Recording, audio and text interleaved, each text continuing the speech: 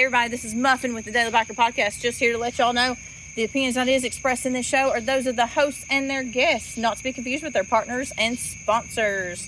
Now, let's get it on. Hey guys, this is Sean from the Bikes and Beards YouTube channel, and you guys are listening to the Daily Biker Podcast. You're gonna love it. See? There we go. Oh, look at that. There we go. She's so much happier. Now She's bark. calm now. Go bananas. No clankety clank. No clankety clank. No clankety clank tonight. But that's okay. Because... That's why. Hey everybody, welcome back to the Daily Biker Podcast.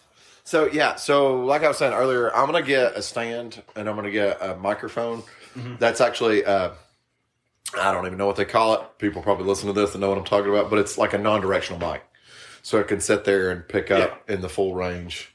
So it doesn't matter if you're on this side or that side. And actually, I'm going to kind of turn this a little bit that way because I tend to project touch more. Just slightly. Slightly.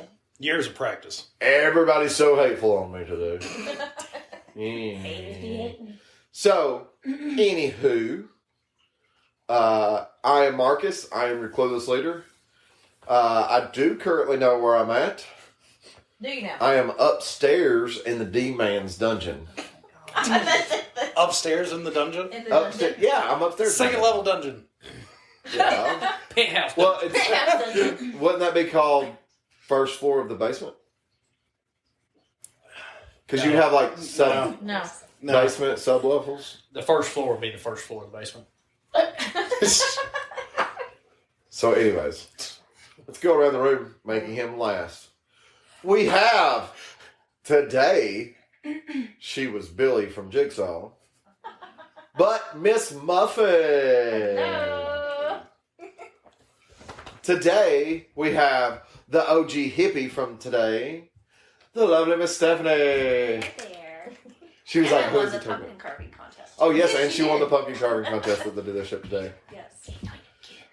Today we have the one and only person that will pay millions of dollars for the head of Hojolo. Miss Megan. Bring me hot soy home. Love it. Today we had the man that is a big deal himself. I have many leather-bound books. So Daniel was at the shop as Ron Burgundy. Find Daniel on Facebook at Daniel Farrow, and you can see him. What? You're looking at him like, what? I don't know if I posted any pictures. You're going to start, probably not, but you're going to start getting random Facebook friend requests. Oh, lovely. I know this because me and Lois get random Facebook friend requests now. So, but just understand, they're fans. Only fans. Only Only fans. Only fans. You'll never be lonely at Only Fans only. And last on the list because he wanted to be an asshole. Wanted to be factual. Factual. He's looking it up right now. Was it Can you have Google, a sex Siri, what is the first floor of the basement? Just like you said, Lewis, it's the first floor. I don't think that's what you said. Can you have a second level dungeon? Anyway, that jerk's name is Lewis. Hi. And he was dressed as a guy in a bathrobe with a wig. I don't know what were The you... dude from The Big Lebowski. No, he's unemployed. He's unemployed.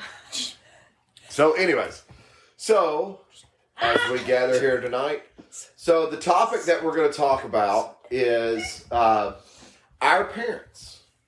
Kind of what got us into this hobby, into this passion, whether it's cars or motorcycles or anything and such. Well, they knock over that table, somebody getting shot. Yeah. Hey, you So, too. anyways, Mutzes. yeah. Alec Baldwin's not even here and somebody's going to get shot. Oh, too soon. So, my apologies to the families in that situation. But I don't really like Alec Baldwin, so screw him. Anyways, no, I'm starting to sound a lot like Steven Crowder right now. So today's episode we're going to talk about, very briefly, it's not going to be a forever long episode because Megan got an Oculus, so we're going to go check out We're playing Yes, video yes. games. some inappropriate websites. Yeah, so we're going to talk about our family, kind of what got us into the passion for this. But before we dive down that rabbit hole, I will kind of fill y'all in. For some of y'all that know me locally or have me on Facebook and stuff like that, you already know possibly about what I've been talking about or why I possibly have sounded different. Had some strain in the voice, family situations, especially by the time this episode comes out. Those of you that are listening to them, when they get released, will understand what I've been dealing with. So today is October 30th that we are recording this. You're not going to get this until the second Monday in November. So it'll be a little bit. But my dad has been sick. And unfortunately passed away last week. So, please, like I said once before, if you're the praying type, please keep my family in prayers because we still have a long road ahead of us, and just be thinking about my mom because they've been together for almost 53 years, married for 49. So she's got a lot on her plate. So, but me and Daniel kind of been talking a little bit about who my dad was. And that kind of inspired this conversation about who our parents were to if they let us kind of down this road. So, somebody have anything they want to kind of say at the start? No? Tay-Tay. Nope, because my parents were against it. Your family, your dad was all about motorcycles. Oh, yeah. My dad was definitely, like, I don't remember a point in time in my life where there wasn't a motorcycle.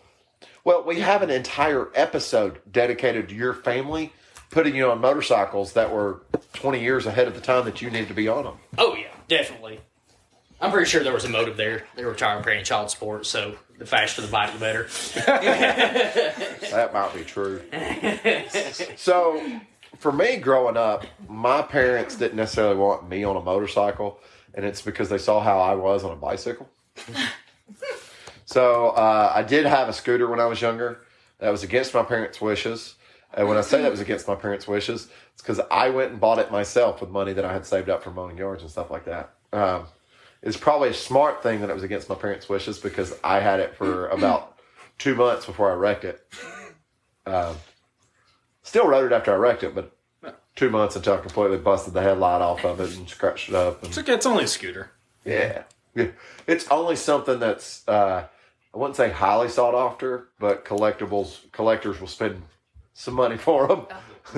Now, yeah, not then, not that time. I paid $40 for it, not running, and paid like another $100 to get it running.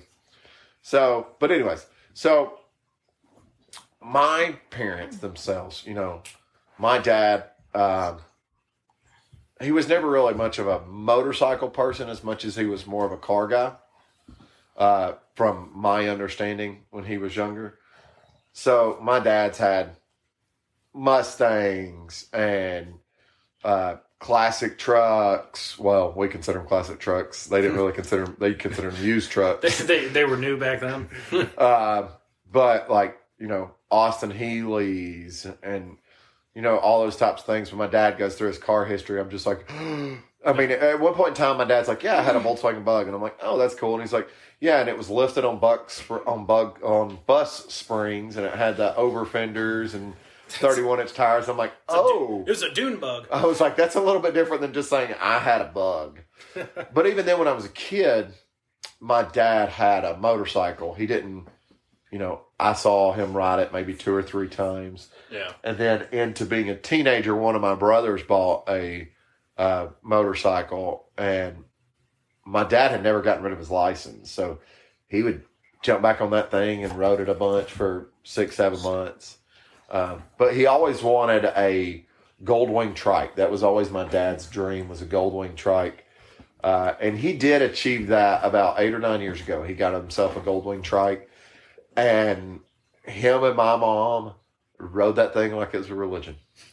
I mean, all the time, everywhere. I mean, it didn't really matter the weather. If they'd planned a trip. Now, don't get me wrong. He didn't ride it to work all the time or ride it to church all the time or any of those types of things. But if they planned a trip to go to Gatlinburg for the weekend on the trike, it didn't matter if it was 50 degrees and raining when it got time to leave. They had planned to go on the motorcycle. They're like, we got rain gear. Yep. That was their plan. They had this motorcycle trip planned, and they did those types of things. And I mean, he loved that bike. And you know, every time I get on my motorcycle, it makes me think about him very much, because he instilled a lot of passion for motorcycles and cars in me. You know, when we were kids, we didn't have motorcycles, and he was definitely a family man. Had cars that were more suited to family oriented types of things. But you know, the stories he would tell us are driving down the road and see a car or a motorcycle sitting on the road, and stop, turn around. I mean, just his knowledge. Like, he would start talking about something with a car, and I'm sitting here looking at him going, Dad, you haven't had a nice car in years. You've been driving used cars and making sure Mom had a nice car for the family and stuff like that. And he's like, yeah, but, you know, my day will come. I'll get me a nice vehicle. And he had goals set forth, and he achieved his goals. And so that was the thing about it. I mean, Dad had his Goldwing trike. He had the nice Dodge pickup he had wanted for years. They actually have a Crossfire that has like 65,000 miles on it, and it's still in like showroom condition. Yeah. You want to talk about a car that I was like, I don't understand why you're buying it. And he was like, it's because of what I want. And I'm like, okay. Sure thing, go ahead. But I mean, that thing was their baby. Yeah.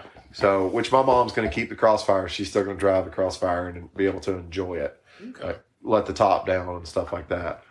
But yeah, I mean, that was kind of where I wanted to take this episode. You know, that's kind of what pushed me in the direction of starting to have this passion and this drive for it. Obviously, that's not Stephanie's story. No.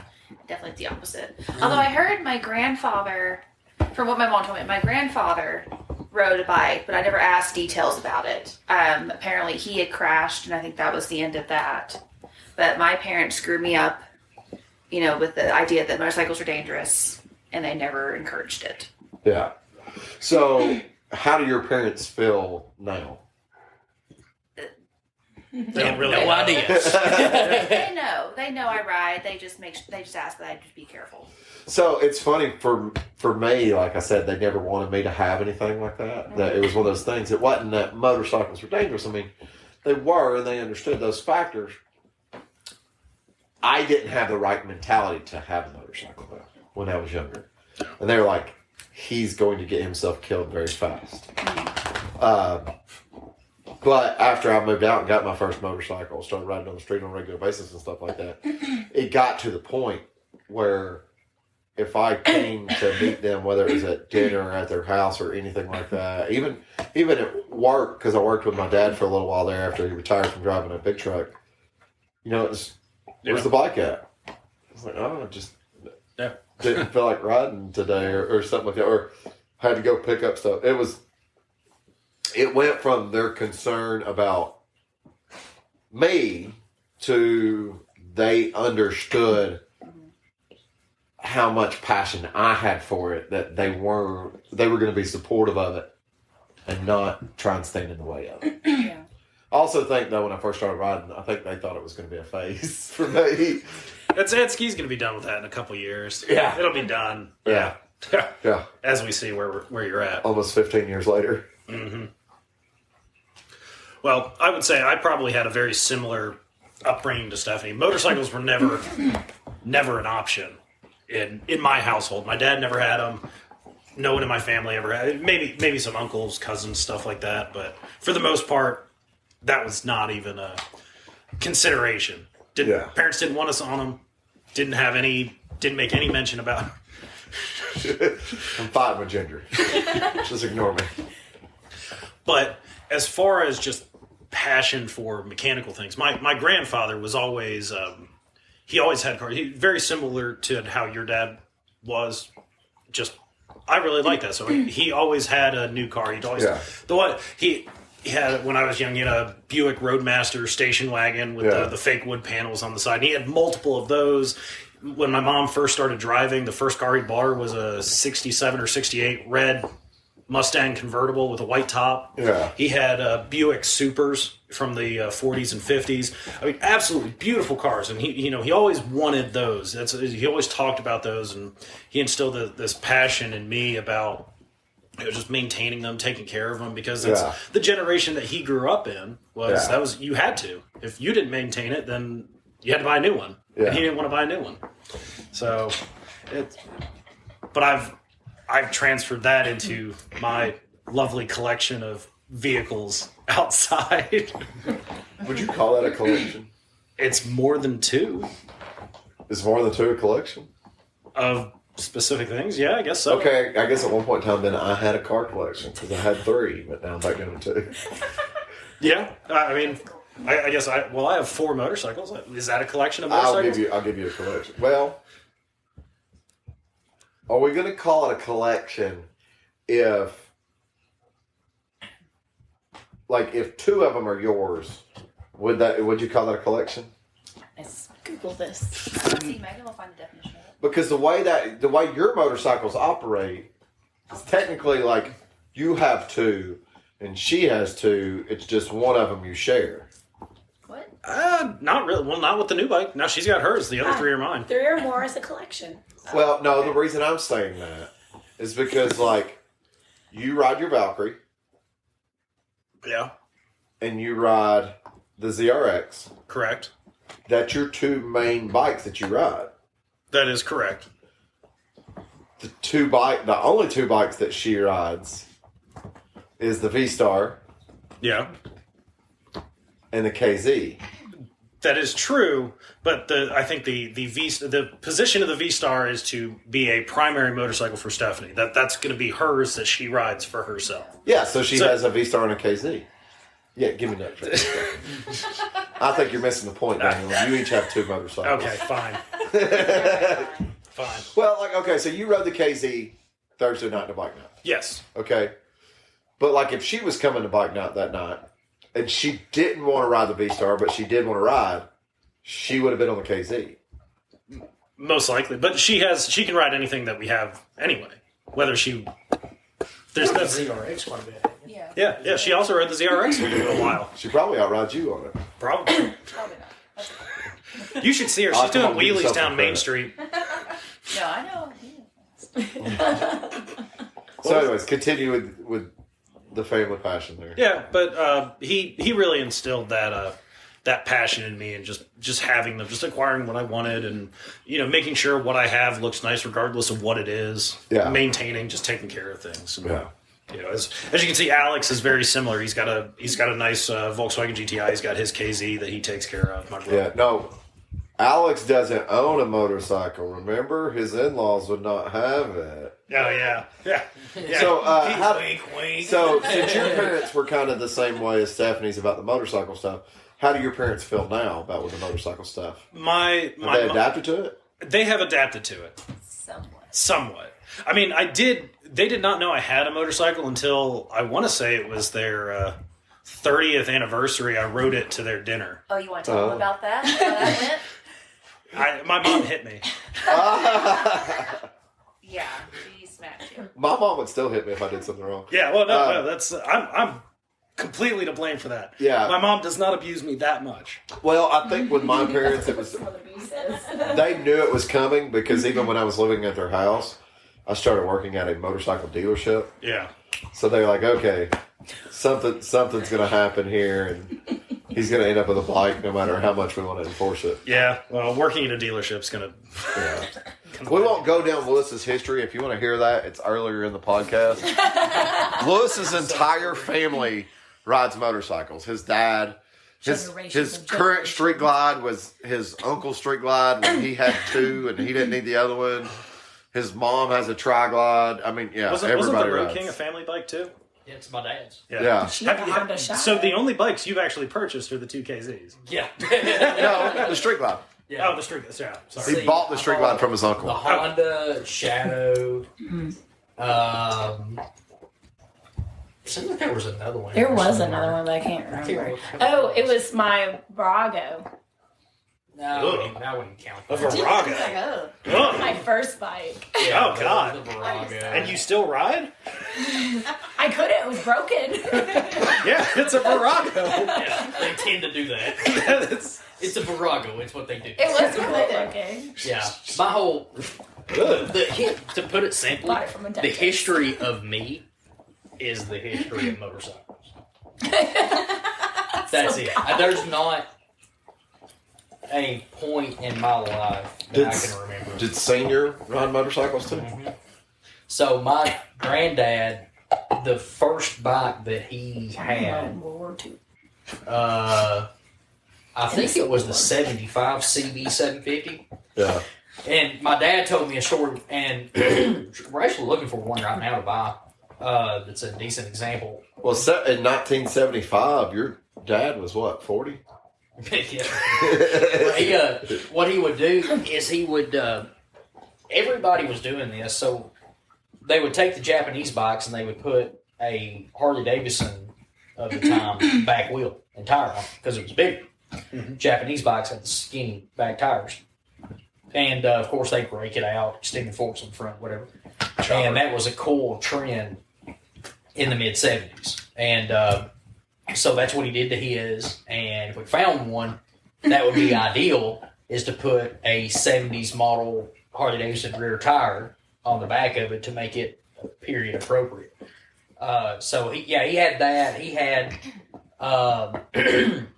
he had a couple other bikes that I vaguely remember. There was a funny story about Russell buying the GS 1100 when it came out in 1979 or 80. Yeah. So they went to meet this guy. My granddad did not know that Russell had a wad of cash from when he had been working at a grocery store. So they went to buy this bike without.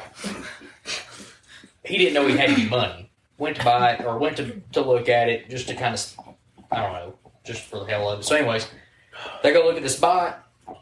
It's great. Yeah, whatever. Russell takes off on it, burns back tire off on the test ride, comes back. Granddad's pissed off. Get off that thing. You shouldn't be. You get off that thing. Yeah, we'll holler at you. We'll let you know. Russell's like, I'm taking it. And he goes, well, what? Whose money? Fucking reaches in his pocket, starts counting ones and fives out. And he's like, man, I'm so sorry. If I'd known he had this money, we would have got some bigger bills. And the guy looked at him and said, I don't care. So, anyways, he keeps that bike for a very, very, very short amount of time, and then Wrecked it. no, walked in the kitchen one day. My granddad's like, threw some money down on the counter, said, give me the keys to the bike. He's like, nope. And he goes, no, I don't think you understand. I'm buying that bike. Those GS 1100s are fantastic, though. They're Well, they're for the great bikes. time, Yeah. they're the KZ killers. Yeah, that's exactly what they. Well, that's why they came out, because they were trying to kill the 900. And they, that was exactly the reason why he did not own a GS 1100 anymore. Is because that he knew that bike was either he was going to get him put in jail or killed one. Yeah. But so he had that bike for a little while. Of course, my dad had bikes just like I did when he was a kid. Dirt bikes, which led into street bikes, and he did the exact same thing that I did to him. As soon as he was old enough, whether without permission, he would take my dad's or my granddad's street bike, 14 years old, take off while he's at work, and eventually caught on to that, so he put the kibosh on that pretty quick. Got bikes of his own. I came along, same thing, on bikes since before I could actually ride, just riding on my uncle and dad, and eventually got my own, my PW, or my XR50. Yeah, we're not going to spend another hour talking about your entire history. Like I said, there's already an episode about it. We will be here until Sunday. I There's told you literally an I told you I entire could take up episode. an entire podcast talking about it again. Yeah, we have an entire episode about it. If you want to go back, it's somewhere. I think it's episode 4, actually. It's It's about episode 4. It's called Blast from the Past. It was in the old studio set. The non-mobile studio. Yeah, The the normal actual studio. studios. Yeah. Yeah, it was when we had an actual studio. It's before we got evicted from our studio. But, I mean, I encourage you to go back and listen to it. He actually gets talking so in depth about his motorcycles. At one point in time, I get up and go to the bathroom in the middle of him talking about his motorcycles and come back. Still talking. Still You talking. don't even know in the whole episode that I got up, went to the restroom. He's like that guy that makes love to his car. He does that with motorcycles. I just never can get him knocked up. That's the thing. Trying to make little baby KZs. Oh, look, it's a 125. One day it'll grow up to be a big, strong 1,000. It's like the baby sports team. So, the other two people in the room, both of y'all were raised around motorcycles as well. Yeah. Yes. So, let's start with you, Megan. Oh, well, I can tell you, I rode with my dad a lot when I was younger. We also had a neighbor that worked at Harley, at the actual factory in Milwaukee, and I rode on his when I was little. I don't know what kind of bikes my dad had when I was You know little. what one your dad had? I know the one my dad has. What'd your dad have? He has the Royal. Is it Yamaha Royal or Yamaha? You know of two your dad had. What else did your Oh, dad have? I don't know what the new one is. No, not the one before when his brother came and repossessed it. What the? Oh crap! I can't. It was What? a KZ. KZ. Yeah. So they have- KZ. I thought at one point in time he said something about having a venture or something like that. Yeah, didn't he? Royal Venture. Yeah, Royal Adventure. That's the spaceship one I always called. The spaceship one. Yeah, that one. Yeah, I can't remember because when I was younger, I mean, I liked them, but I wasn't really into them until I met Lewis. And then that's when I got like, I really want to get into motorcycles. But yeah, he had a crap load of them. He's had one since probably kind of like what Lewis was, probably since he was little. He had motorcycles, so I was always around it. And I mean, your parents now, I know when your dad comes down, you let him grab something out of the garage and all y'all go ride. So I'm sure he doesn't have any issues with you riding motorcycles. No, he was proud of me. He was really, really, really proud of me. Yeah. Heather, your dad's been on the podcast before. Yes. And talked My about boyfriend. Oh, Bill. a little bit about his motorcycle history. So he's had bikes his whole life and everything. Yeah, So you grew up around motorcycles too. I did. Talk a little bit about that passion with your dad with his car, because he's had lots of cars too. But True. But his my passion for cars and actually didn't start with him. So your passion for cars starts with your mom. Papa. Because he was a body man. I was in his garage when he was Okay. working on cars when I was little. Yeah, and of course he got your mom a Mustang. So her passion for cars came from him. Yeah. Your passion for motorcycles came from your dad Because I was like 12 or 13. when he started riding you around. Yeah. I still feel like he rode you around when you were younger than that. It was just I sitting on see. the gas tank in the neighborhood. Because I remember sitting on the gas tank. Yeah. Just going around the neighborhood. And your dad, we still ride with him and hang out with him. He was actually in Panama with us, riding motorcycles and stuff. He was there today. Did you see him at the shop today? I did. Did you see how he was You dressed? couldn't miss him. He was wearing his work outfit. He said he's going to come as a garbage man.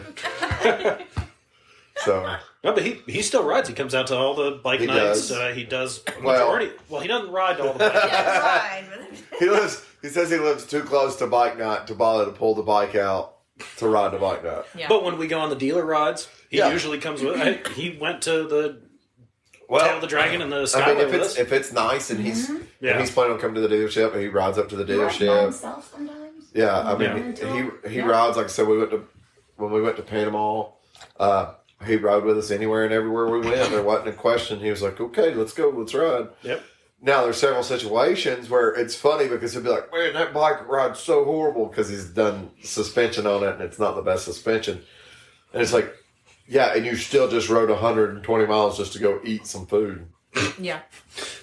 So Hate when that happens. Hate when that yeah, happens. it's a terrible life. My bike is terrible. So, but yeah, I mean, I think most of anybody, there's a click somewhere. even those people that weren't raised around motorcycles, they weren't raised around those types of things. Something happens, whether it's with your parents or your grandparents or something, that kind of clicks and gets you passionate about it. And I think even, especially like in Megan's case, you know, she says she didn't really get super passionate until Lewis, but that was already there. It was just needing that catalyst. Something kicked in an emotion. And like for spark you, Stephanie, you weren't necessarily raised around that stuff either, but there was something there at some point in time besides Daniel that kicked it for you. That I would also say too. I also wanted to overcome the fear of riding a motorcycle because I was just instilled like, don't ride, they're dangerous. Yeah. And so that originally was a big fear I had to overcome when I first started riding. Yeah. So. I mean, your parents didn't even like when I bought that first sports car, the little BMW G4. No, they hated that thing. Well, and the reason for that is unfortunately my mom's parents were in a bad accident, and my grandfather had a convertible, and it ended really bad. Yeah. So. Well, Daniel tends to hang out at the wrong type of establishments to be driving that type of car. No, they bulldozed it. I can't go back there anymore. That's true. That's true. The gay club?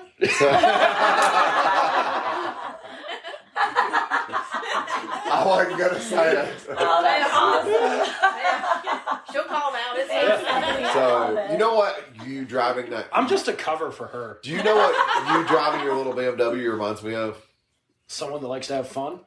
No, it reminds me of party. it reminds me of the movie Corky Romano when he's driving down the street in his little Miata. Goodness, it's been so long since I've seen that. Oh, movie. it's It's so been a good. while since I've seen So, that. Yeah. anyways, like I said at the start, this episode's not a long episode. It's just something we briefly wanted to touch on. So before we go, though, I do want to say, although after this episode will come out much after, but happy birthday to Sebastian. Yes, Happy birthday, Sebastian. So Sebastian is one of the loyalists, listens to the podcast on a regular basis. He wrote something extremely touching on Facebook to when someone mentioned happy birthday to him. So I got choked up at the end of what he wrote, and I'll read y'all what he wrote after we get off the podcast. But happy birthday to Sebastian. Also, I want to dedicate this episode to my dad. So, like I said, my dad's not with us anymore. I know he's watching over me. He's watching over my brothers. And my dad had a lot more kids than just me and my brothers. He had so many people that he treated as his own. To any of y'all that are listening to this that knew my dad, you know exactly what I'm talking about. So, like I said, I want to dedicate this in honor and memory of Sonny Kilgore. So, it's yeah. So, love you, Dad. Hey everybody, this is Sean at White Lightning Harley Davidson. I want to thank you for listening to the Daily Biker Podcast. You can reach the podcast on Facebook or Instagram at The Daily Biker, or you can email the podcast at thedailybiker@gmail.com. Be sure to keep an eye on White Lightning Harley Davidson's social media pages for the most up-to-date information on all our events and where you can find the boys.